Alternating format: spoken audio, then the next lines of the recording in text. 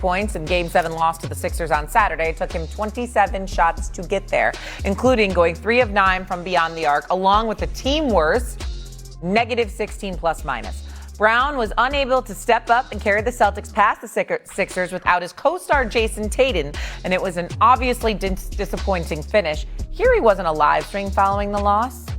I'm so proud of this group and the way we played. I wish we trusted that style of play a little bit more, but I know playoffs kind of shifted our rotations and what we wanted to do. But I'm so proud, and it was my favorite year of my basketball career. Okay, so no Tatum until really the end of the year, yet it was his favorite year. Your reaction? Yeah, this is less than 24 hours after losing in Game 7.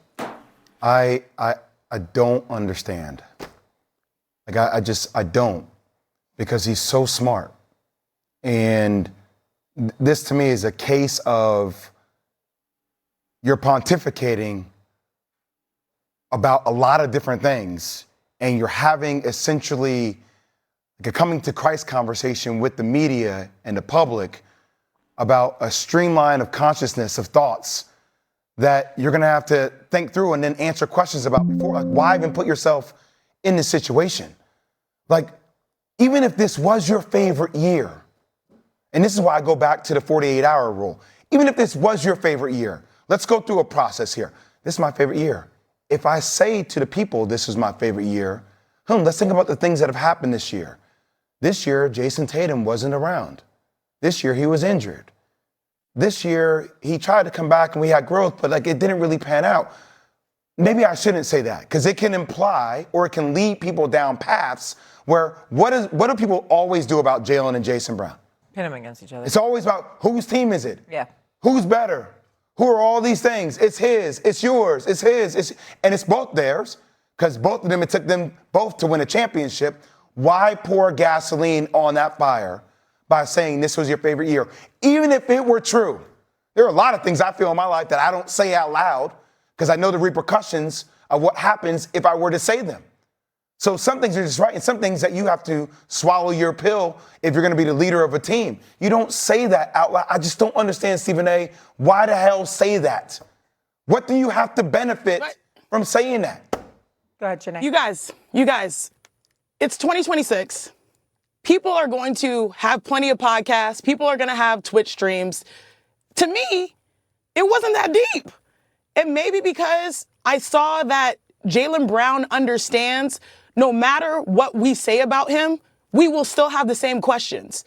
Whether he goes out and says it's his favorite year, or whether Jayson Tatum is healthy or he's unavailable, people are always going to have the conversation no matter what.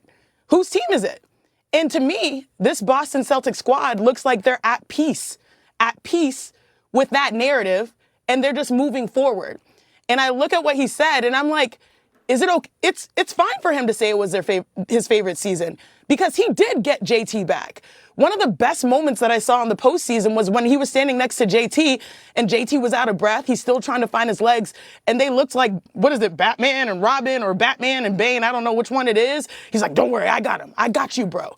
Like, there's a relationship that they have that I think people don't talk about, in the sense that I think they want each other to be great. It's so much harder to win separate. They understand that this system did bring them a championship. And overall, when you look at the expectations going into the season, us at ESPN projected them to win 39 games. They won 56. They finished second in the East. This is the first year that they actually walked into a season with very limited expectations, and they exceeded it. They played basketball. They trusted each other. And yeah, there was some adversity along the way. You know, they didn't have JT, but JT did come back. He was one of the best comeback stories, even though they fell short. And so when I heard Jaylen Brown, I didn't overreact, because he's on a Twitch stream. He's going to talk. And when he talks, there are going to be problems. But I think this is a guy that's at peace with the narratives that people sort of construct around him. And it's okay to say that this was a challenging year, but he found value in it. To me, I didn't read it as so deep. I didn't take it wrong either, what he said there. It didn't faze me, Jay. I agree with Janae in that regard. But in terms of him being at peace, Janae, he clearly isn't. He clearly isn't. All right. And his comments about Joel Embiid and flopping and how Jaylen Brown and Paul George did the same thing and they didn't get called for it or whatever. What the hell are you complaining about it for when you get $300 million, when Jason Tatum was out, when the ball was placed in your hands, and you averaged a career best nearly 29 a game, and you led Boston to 56 wins, 17 games than projected, a number 2 seed in the Eastern Conference, all right, and firmly established yourself as a superstar in this league and a league MVP candidate.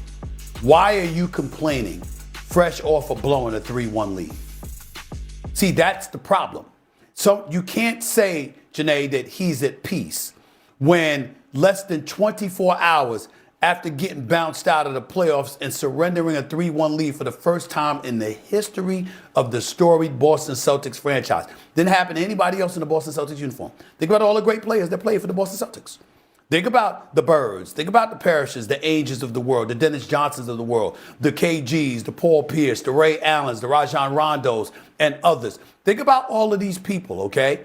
And then know with all the championship banners hanging in the rafters, no franchise, nobody from that franchise in history blew a 3-1 lead. And by the way, Jason Tatum's name isn't written all over that because he didn't play. Thank God he didn't play because the calf injury messing with him, that had an Achilles tear written all over it, and I was petrified of him playing Saturday night, and thank God they made him sit down. But Jaylen Brown was out there. Now again, what we just played, I totally agree with you, Janae. No big deal there. I'm not overreacting to that. He's being candid about what he feels, but what he said earlier. That clip about complaining about Joel Embiid flopping, that's a different matter. Let me clarify. I think he's at peace with being the villain, at peace with being the bad guy. Do you guys remember post All-Star when he was ascending, and a lot of people, yourself included, Stephen A., said that this is a guy that really deserves consideration for MVP? What happened? He goes to San Antonio. He sort of loses his temper a little bit because he felt like he was fouled. He gets ejected, right? But then he spoke about it. This is a trend that I've been seeing from him over the course of this season. He's playing with edge, which has produced great results, but also it has produced moments like this. He's at peace with being the bad guy and vocalizing his thoughts. Not at peace with his performance or his team. He's too competitive for that. We have to respect who he is as a guy for that, who has led this team. But I'm looking at just the persona. He's going to continue to talk. He knows it's going to ruffle feathers, and it seems like he's at peace with that. I didn't really consider him saying that this was his favorite year a huge talking point. I'm just going to close the loop on how I feel about that, guys. I think all your points are accurate and valid, right? But at the same time, all those things are about Jaylen Brown. They're about Jaylen Brown. And I think Jaylen Brown likes hearing about Jaylen Brown. That's what I feel. I mean, look, if you're not going to sit up on a national stream and say that your favorite year wasn't when your team won an NBA championship or when you won an NBA Finals MVP, the personal growth is great. That's incredible. But just knowing that your teammate, a year in which people always try to pit you against each other, to me, I think that's way bigger than how you guys are thinking about it. It feels bigger. I will say, too, we didn't show obviously the entire Twitch stream, but he didn't really add a lot of context. Like, had he said, like, this was my favorite year personally for what I personally was able to accomplish, et cetera, we wouldn't be having these comments. It was kind of like a quick little comment aside and had us all asking questions afterwards. Still to come here on First Take. The Stars are out in the second round, but which matchup has our crew most intrigued? That answer might surprise you as First Take rolls along.